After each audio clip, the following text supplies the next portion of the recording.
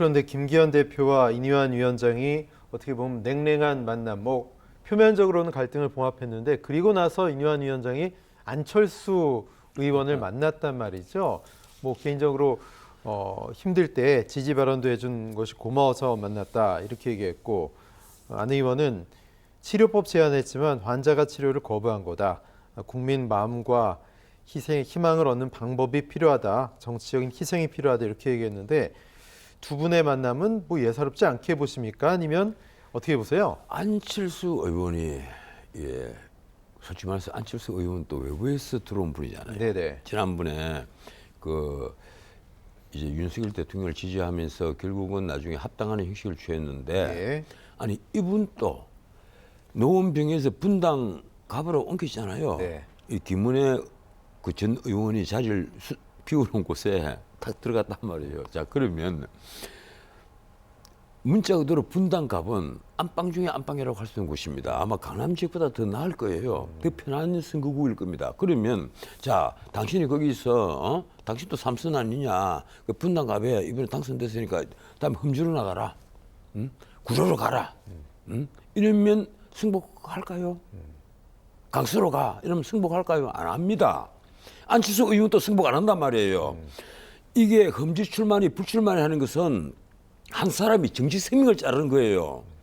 그런데 그런 얘기를 자기가 해당 안 될 때는 스스무시하고 네. 그것이 마치 대단한 혁신 아니고 계획 아니고 당이 새롭게 나아갈 방향인 것처럼 얘기를 한단 말이에요. 그래서 정말 이러면 안 됩니다.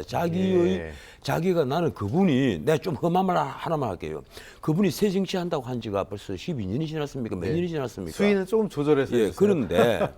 그런데 새 정치를 아직까지 보여준 게 뭐가 있어요? 네. 안철수 신드롬으로 한때는 대단했잖아요. 아니, 솔직히 말해서 이분이야말로 창당 전문가잖아요. 이분이 이번에 이준석 그 대표를 두고 저기 조용필 선생의 그 노래를 노래까지 끌고 왔던데 먹이를 찾아 산기슭을 어슬렁거리는 이준석보다는 창당 전문가는 오히려 안철수 의원입니다. 아. 당을 몇 개를 만들었잖아요. 예. 그리고 당직을 계속 옮겨가고 네. 그랬으면서 본인은 본인의 눈에 있는 대들보는 생각하지 않고 네. 남의 눈에 있는 티끌만 본단 말이에요.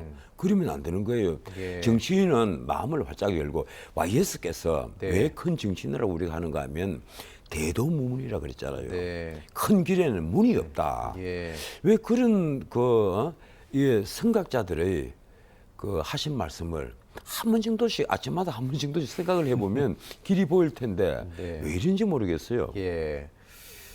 자, 그런데 이니환 위원장, 김기현 대표를 향해서 뭐 정치 어려운 거 많이 배우고 간다. 좀 뼈가 있는 그런 말을 했는데 본인이 셀프 공관위원장 추천했다가 선출직 안 하겠다고 했다가 그런데 솔솔 나오는 얘기는 뭐 비례대표를 약속받은 거 아니냐 또는 무슨 나중에 입각을 한 거 아니냐 이런 시선들이 좀 있거든요.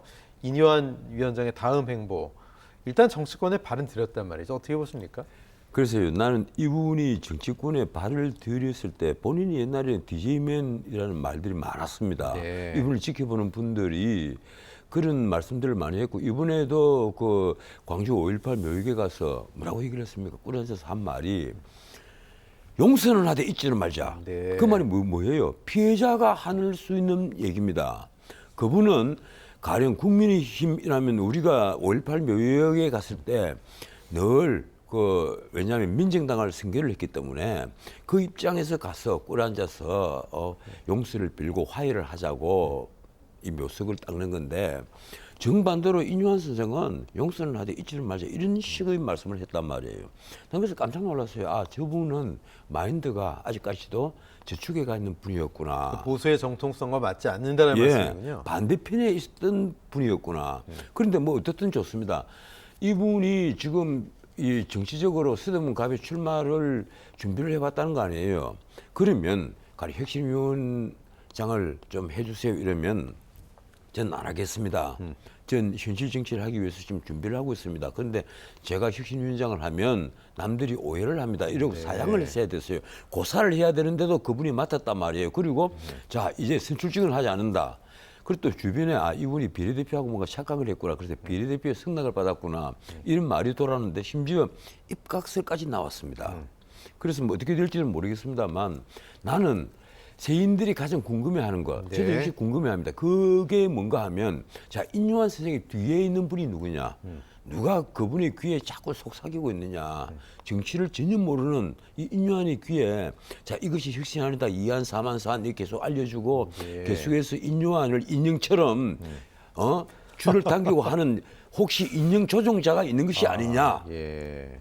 뭐 그럴 일은 없다고 저는 생각합니다만 네. 정말 그렇다면 그건 굉장히 위험한 일입니다. 네. 난 그래서 인유한 선생이 지금이라도 마음을 비우고 정말 우리 그 보수 정당을 위해서 새로운 길을 제시하고 싶으시면 지금이라도 마음을 비우고 그런 이상한 말 예. 많이 배우고 갑니다. 이런 말은 좀 안 해야 된다고 생각을 합니다. 알겠습니다.